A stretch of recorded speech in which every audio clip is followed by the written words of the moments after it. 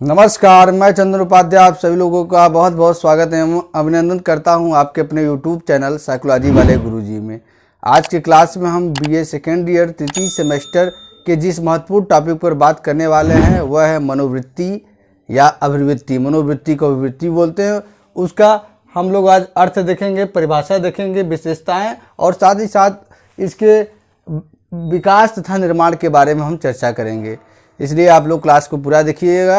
अगर आप चैनल पर नए हैं तो चैनल को सब्सक्राइब करके बेल आइकन को प्रेस कर दीजिएगा ताकि आपको साइकोलॉजी से रिलेटेड इसी प्रकार के कंटेंट देखने को मिलते रहे। तो चलिए हम मनोवृत्ति या अभिवृत्ति को समझते हैं। देखिए, मनोवृत्ति या अभिवृत्ति जो हिंदी वाला शब्द है उसके अपेक्षाकृत उसका जो अंग्रेजी वाला शब्द है एटीट्यूड, उसका प्रयोग आप अपने दिन प्रतिदिन की ज़िंदगी में प्रायः करते रहते हैं। जैसे कई लोग कहते हैं कि जो है कि हमको ज़्यादा एटीट्यूड मत दिखाओ या ज़्यादा एटीट्यूड मत रहा, ये सब बात कहते रहते हैं। तो ये इस एटीट्यूड का मतलब जो आप समझते हैं वो है या जो मनोविज्ञान में एटीट्यूड है उसके वो क्या है या उससे वो भिन्न है, इसी के बारे में हम आज क्लास में हम समझेंगे। इसलिए वीडियो को आप लास्ट में देखिएगा। देखिए, पहले हिंदी वाले शब्द के हिसाब से हम देखते हैं कि मनोवृत्ति या अभिवृत्ति क्या है। देखिए, अगर मनोवृत्ति का आप संधि विच्छेद करेंगे तो दो शब्द निकलेंगे। कौन कौन से? मन प्लस वृत्ति। मन के क्या तत्पर है? मस्तिष्क से, दिमाग से। अवृत्ति मतलब होता है विचार। इस प्रकार इस अर्थ में दृष्टिगत आप करें तो इसका मतलब होगा मन या मस्तिष्क का विचार ही क्या है? मनोवृत्ति है। और दूसरे अर्थ में हम देखते हैं मनोवृत्ति को अंग्रेजी में क्या कहते हैं? एटीट्यूड कहते हैं। एटीट्यूड लैटिन भाषा के एप्टस शब्द से निकला है जिसका तात्पर्य होता है योग्यता या सुविधा। या इस अर्थ को अगर हम ध्यान में रखें तो हम कह सकते हैं कि व्यक्ति की मानसिक योग्यता ही क्या है? मनोवृत्ति है। अगर आप सिंपल में आपसे कोई पूछे मनोवृत्ति क्या है तो आप कह देंगे कि मन की स्वाभाविक स्थिति जो होती है वही मनोवृत्ति होती है। किसी व्यक्ति के मन में कैसे विचार हैं किसी व्यक्ति, वस्तु या घटना के प्रति, वही उसकी मनोवृत्ति या अभिवृत्ति होगी। देखिए, मनोवृत्ति एटीट्यूड एक ऐसा शब्द है जिसका प्रयोग हम दिन प्रतिदिन की जिंदगी में हमेशा करते हैं। आपने देखा होगा कि व्यक्ति हमेशा जो है एक दूसरे से बात करता है। एटीट्यूड मतलब वो अपने दिमाग में ये बना लिया है कि जो है महंगी गाड़ी उस चलता है, जिसका लिविंग स्टैंडर्ड ऊंचा है वो उसका एटीट्यूड ज़्यादा होगा और जो है उससे निम्न है उसका एटीट्यूड कम होगा। तो उसका प्रयोग व्यक्ति अक्सर करता है। इंग्लिश वाले शब्द का ज़्यादा करता है, मनोवृत्ति अभिवृत्ति वाले शब्द का कम करता है। ठीक है। तो देखिए, साधारण अर्थ में अगर मनोवृत्ति की बात करें तो मन की एक विशिष्ट आपके मन की विशिष्ट दशा होती है। ठीक है, जिसके द्वारा समाज की विभिन्न परिस्थितियों, ठीक है, समाज की विभिन्न परिस्थितियों, वस्तुओं और व्यक्तियों आदि के प्रति में अपने विचार या भाव को प्रकट करता है। ठीक है, यानी कि आप समझे कि मनोवृत्ति क्या है।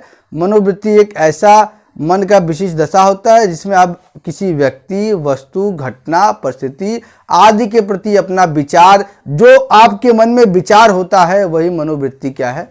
कहलाता है। जैसे माता पिता अपने बड़ी बेटी के बारे में जो एक निश्चित मनोवृत्ति रखते हैं, और क्या है विभिन्न व्यक्ति क्या है अलग अलग धर्म के प्रति अपना अलग अलग मनोवृत्ति रखते हैं, और विभिन्न जातियों के प्रति व्यक्ति अलग अलग मनोवृत्ति रखता है, विभिन्न देशों के प्रति अलग अलग मनोवृत्ति रखता है। जैसे पाकिस्तान को क्या है अक्सर व्यक्ति क्या है उसके प्रति क्या मनोवृत्ति रखते हैं कि पाकिस्तान में जो है आतंकवादियों को बनाया जाता है। ठीक है, तो यही मनोवृत्ति हुआ, यही मनोवृत्ति का अर्थ हुआ। अब परिभाषा देख लेते हैं। देखिए, परिभाषा क्या है? फिशबिन तथा आजन 1975 कहते हैं किसी वस्तु के प्रति संगत रूप से, समान रूप से, अनुकूल धनात्मक या प्रतिकूल नकारात्मक ढंग से अनुक्रिया व्यवहार की अर्जित सीखी गई पहले से धारणा को हम क्या है? मनोवृत्ति कहते हैं। थर्स्टन कहते हैं किसी मनोवैज्ञानिक वस्तु के प्रति, यानी कि मन में किसी वस्तु की जो इमेज बनी है उसके प्रति पक्ष या विपक्ष, वही बात ये भी कर रहे हैं, मतलब पक्ष धनात्मक, विपक्ष नकारात्मक में धनात्मक या नकारात्मक भाव की तीव्रता को क्या है? मनोवृत्ति। देखिए, मनोवृत्ति किसी व्यक्ति, वस्तु या घटना के प्रति दो ही प्रकार के से हो सकती है।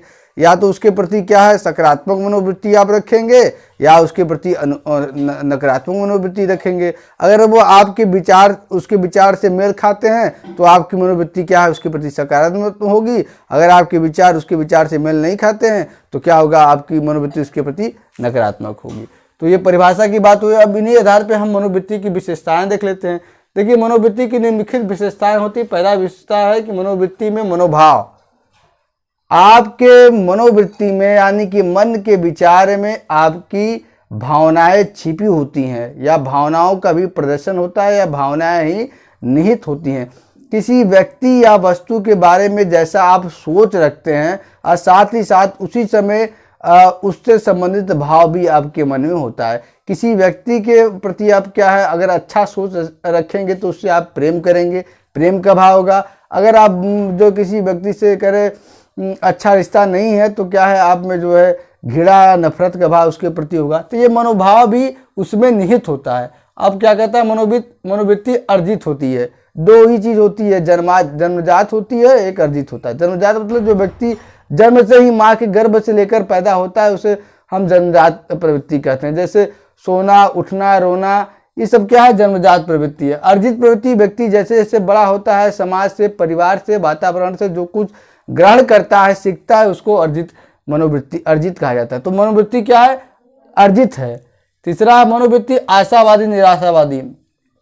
मनोवृत्ति क्या है आशावादी यानी कि पॉजिटिव वे में भी हो सकता है और निराशावादी यानी कि निराशावादी भी मनोवृत्ति हो सकता है। किसी व्यक्ति या वस्तु या घटना के प्रति अगर जो है आपके मन में द्वेष है या वो आपके लिए कष्टकारी है तो क्या है आप उसको देखेंगे तो आपके मन में निराशा उत्पन्न होगी।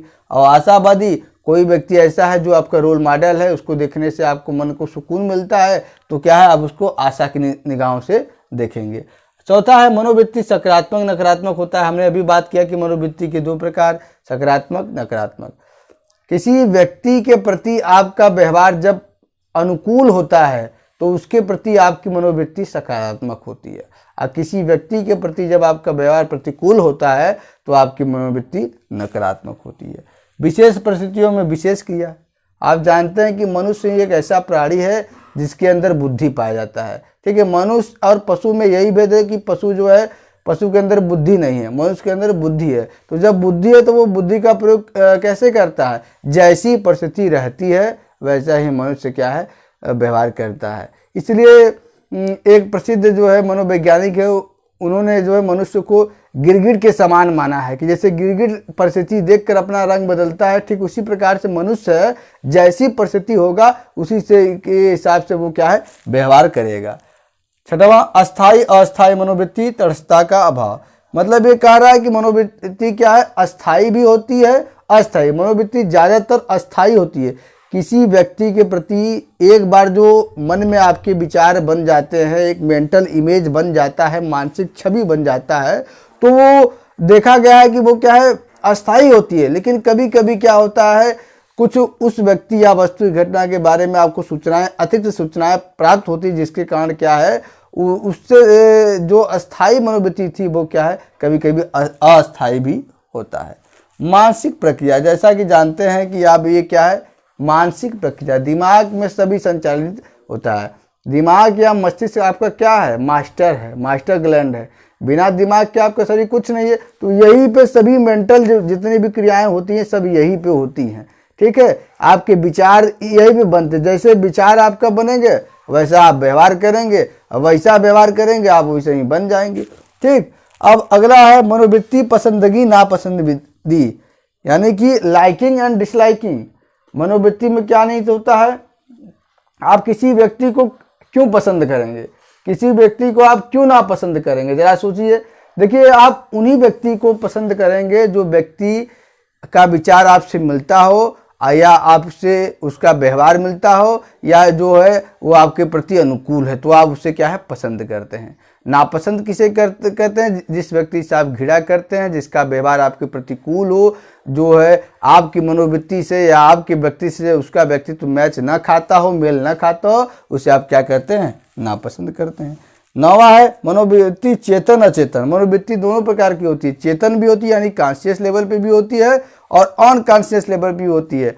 मनोवृत्ति क्या है, देखिए बार बार से, मनोवृत्ति मतलब आपके विचार जो है वही आपकी मनोवृत्ति है। तो क्या है, चेतन स्तर पे भी मनोवृत्ति होती है, यानी कि वर्तमान समय में आपके दिमाग में जो विचार चल रहा है उसे चेतन स्तर की मनोवृत्ति कही जाएगी। और कभी कभी कुछ ऐसी विचार या भावनाएं होती हैं जो हमारे अचेतन मन में चली जाती है। तो इस प्रकार से चेतन और अचेतन दोनों मनोवृत्ति होता है। प्रत्येक व्यक्ति में अलग अलग व्यवहार, जानते हैं कि हर मनुष्य एक दूसरे से भिन्न होता है, इसको हम व्यक्तिगत या व्यक्तिगत भिन्नता कहते हैं, और उसका सोचने समझने का तरीका अलग होता है। तो उसकी मनोवृत्ति जो है किसी वस्तु या व्यक्ति या घटना के प्रति अलग अलग होगी, जिसके कारण वो क्या है, व्यक्ति अलग अलग व्यवहार भी करेगा। तो ये मनोवृत्ति की कुछ विशेषताएं हैं जिसको हमने आपको समझाने का प्रयास किया। आगे हम देख लेते हैं कि मनोवृत्ति का विकास और निर्माण कैसे होता है, कैसे किसी व्यक्ति या वस्तु या घटना के प्रति उसकी एक छाप आपके दिमाग में बनती है, उसके प्रति एक विचार आपके दिमाग में बनती है। देखिए सबसे पहला आवश्यकता पूर्ति। मनुष्य एक स्वार्थी प्राणी है, तो ऐसे व्यक्ति जिनसे उनकी आवश्यकता पूर्ति होती है उसके प्रति क्या है, वो अनुकूल मनोवृत्ति बना लेता है। और वही ऐसे व्यक्ति जिससे उनकी आवश्यकताओं की पूर्ति नहीं होती है उसके प्रति क्या है, वो नकारात्मक मनोवृत्ति बना लेता है। तो आवश्यकता की पूर्ति यानी कि जिससे व्यक्ति को फायदा हो रहा है उसका क्या है, अपने दिमाग में अच्छा मनोवृत्ति है, और जिससे व्यक्ति को घाटा हो रहा है उसके प्रति अपने दिमाग में नकारात्मक मनोवृत्ति। अगला है दी गई सूचनाएं। आप अपने मनोवृत्ति का निर्माण दी गई सूचनाओं से भी बनाते हैं। जैसे जब बच्चा पैदा होता है तो उसका दिमाग एक खाली स्लेट की तरह होता है, ठीक है। जैसे जैसे वो बड़ा होता है अपने परिवार के संपर्क में, पड़ोस के संपर्क में, फिर विद्यालय के संपर्क में आता है और तमाम तरह की सूचनाएं उसके दिमाग में भरती जाती है। ये सूचनाएं किसी व्यक्ति, वस्तु या घटना से संबंधित हो सकती है, और जैसी सूचनाएं उनको मिलती है वैसे ही वो मनोवृत्ति बनाता है। आजकल टेक्नोलॉजी के युग में टेलीविज़न से, मोबाइल से, विभिन्न प्रकार के स्रोतों से जो सूचनाएं वो प्राप्त करता है, वो जिस व्यक्ति या वस्तु या घटना के प्रति वैसा ही वो मनोवृत्ति बना देता है। अगला सामाजिक सीखना। प्रसिद्ध समाजशास्त्री मैकाइबर एंड पेज ने कहा है कि मनुष्य एक सामाजिक प्राणी है, बिना समाज के मनुष्य की कल्पना नहीं की जा सकती है। समाज से अगर मनुष्य को निकाल दिया जाए तो मनुष्य जो है नहीं जीवित रह सकता है। तो इस प्रकार जब व्यक्ति समाज में रहता है तो समाज से क्या है, कुछ न कुछ सीखता भी है, ग्रहण भी करता है, और उससे क्या है, उससे भी उसकी मनोवृत्ति का विकास तथा निर्माण होता है। इसमें 3-4 प्रकार के हैं, देख लेते हैं। इसमें 3 प्रकार के सीखना होता है। क्लासिकल अनुबंधन, ठीक है, क्लासिकल अनुबंधन ये अधिगम का सिद्धांत है। इसको हम क्या कहते हैं, क्लासिकल कंडीशनिंग।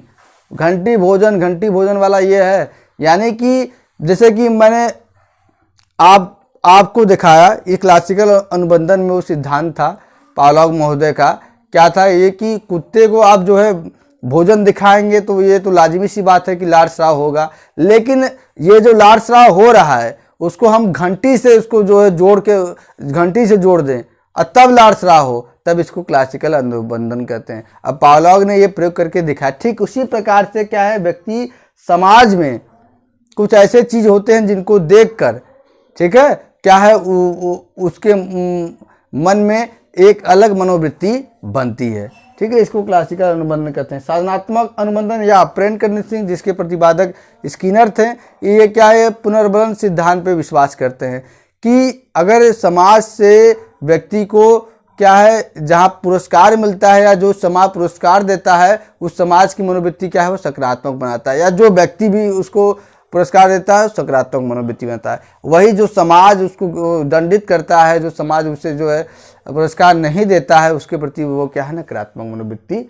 बनाता है, और नकारात्मक मनोवृत्ति का निर्माण उसके मन में हो जाता है। अगला है व्यक्ति क्या है, प्रेक्षणात्मक, ऑब्जर्व करके भी सीखता है। जब बच्चा छोटा होता है ना तो वो क्या है, बहुत जल्दी कैप्चर करता है चीज़ों को। वो ऑब्जर्वर बहुत तगड़ा ऑब्जर्वर होता है, वो व्यवहार को कैच करके एज इट इज वैसा करता है। अब वैसे जैसे जैसे मनुष्य बड़ा होता है वो क्या है, परिपक्व होता जाता है, तो वो अगल बगल जो घटनाएं हो रही हैं, जो समाज में चीज़ें हो रही हैं, वो क्या है, उसको सुन कर क्या है, मनोवृत्ति बनाता है। जैसे कई राजनीतिक पार्टियों के नेताएं हैं, उसके बारे में जो आपको समाचारों में, अखबारों में आप जहां से सूचनाएं प्राप्त कर रहे हैं, उसी सूचनाएं, वो सूचनाएं क्या है, आपके दिमाग को प्रभावित करती हैं उस व्यक्ति के प्रति मनोवृत्ति के विकास तथा निर्माण में। अगला है समूह बंधन। समूह बंधन यानी कि समूह से जुड़ जाना। जिस समूह के आप सदस्य होते हैं, समूह के जुड़ जाते हैं, उस समूह के कुछ मानक मूल्य भी होते हैं और उस मानक मूल्य को भी क्या है आप ग्रहण करते हैं। उस समाज की कुछ विचारधाराएं होती है उसको भी आप ग्रहण करते हैं। तो उस समाज की जैसी विचारधाराएं होंगी आपका क्या है वैसी मनोवृत्ति बन जाएगी। जैसे आप राजनीतिक पार्टी के हैं, विभिन्न राजनीतिक पार्टी है, बीजेपी, कांग्रेस, सबकी अलग अलग आइडियोलॉजी है, सबकी अलग अलग विचारधाराएं। तो जब आप उनसे जुड़ेंगे तो ये लाजिमी सी बात है कि उनकी जो है विचारधाराओं को भी आपका माइंड कैप्चर करेगा और कैप्चर करेगा तो उसी प्रकार से आपका व्यवहार जो है मनोवृत्ति उसके प्रति वैसा बनेगा। अब समूह बनना, प्राथमिक समूह ऐसे समूह कहा जाता है जिससे हमारे नज़दीक का संबंध हो, क्लोजली रिलेशन हो। जैसे हमारा परिवार, पास पड़ोस, विद्यालय, जो हमारे निकट हो, जो निकट होता है वो भी हमसे बहुत हद तक हमको प्रभावित करता है और प्रभावित करता है और जो सूचनाएं उससे हमको मिलती है वैसी हम मनोवृत्ति किसी व्यक्ति या वस्तु के प्रति बनाते हैं। संदर्भ समूह, संदर्भ समूह किस समूह कहा जाता है, वैसे समूह कहा जाता है जिस समूह जो है प्राथमिक, जिसका संबंध क्या है प्राथमिक समूह से नहीं होता है बल्कि क्या है द्वितीयक समूह से होता है। ऐसे व्यक्ति भी उनका आप सदस्य नहीं होते हैं उस समूह का, लेकिन और अनौपचारिक रूप से क्या है उनकी विचारधाराओं को हम ग्रहण करते हैं जिससे क्या हमारा मनोवृत्ति का विकास होता है। अब सांस्कृतिक कारक पांचवा है आपके संस्कृति के जो कारक, आप जिस भी धर्म के हैं, जिस भी संस्कृति के हैं, उसके कुछ मानक मूल्य, रीति रिवाज, परंपराएं होती हैं, उसको आप जो है अपने पीढ़ी दर पीढ़ी अपने जो है पूर्वजों से प्राप्त करते रहते हैं। अब वो आपके मनोवृत्ति के विकास तथा निर्माण में सहायक होते हैं। अगला है व्यक्तित्व कारक।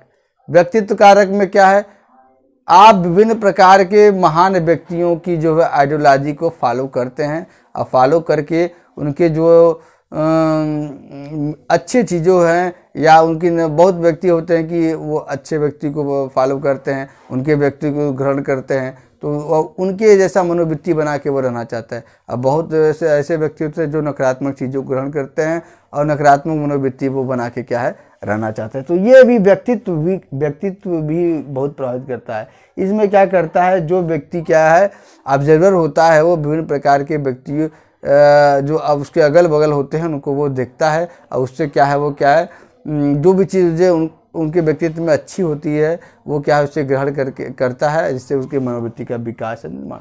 रूढ़ियुक्तियाँ यानी कि स्टेरियोटाइप्स, ऐसी ये रीति रिवाज या परंपराएं या कुप्रथाएं होती हैं जो समाज में पहले से प्रचलित होती हैं, उससे भी व्यक्ति बच नहीं सकता है। ठीक है, जिसका अलग अलग समाज, अलग अलग धर्म में अलग अलग रूढ़ियुक्तियाँ होती हैं। जैसे हमारे समाज में, हिंदू समाज में पहले क्या था, सती प्रथा था, क्या बाल विवाह था, पर्दा प्रथा था। तो ये सबको क्या है, ये एक कुप्रथा था। तो इससे ना चाहते हुए भी ये आप जो है प्रभावित होंगे। ठीक है, जैसे उस समय के समाज में जब पति मर जाता था तो पत्नी को भी जिंदा चिता में जला दिया जाता था। तो आप ना चाहते हुए भी आपके मन में वो विचार बनेंगे। ठीक है, तो उससे भी क्या है आपकी जो है मनोवृत्ति का विकास और निर्माण होता है। तो ये कुछ पॉइंट थे जिसके बारे में हमने डिस्कस किया आज की क्लास में। मनोवृत्ति क्या होता है, इसका क्या है विशेषताएं क्या है और साथ ही साथ इसका विकास और निर्माण कैसे होता है। आशा करते हैं कि आपको जो है क्लास पसंद आया होगा। अगर आपको क्लास ये पसंद आया तो वीडियो को लाइक करें और हमसे जुड़े रहने के लिए हमारे चैनल को सब्सक्राइब करें। आज की क्लास में इतना ही, मिलते हैं अपने अगले क्लास में BA 3rd सेमेस्टर के किसी और टॉपिक के साथ। तब तक के लिए आपका बहुत बहुत धन्यवाद।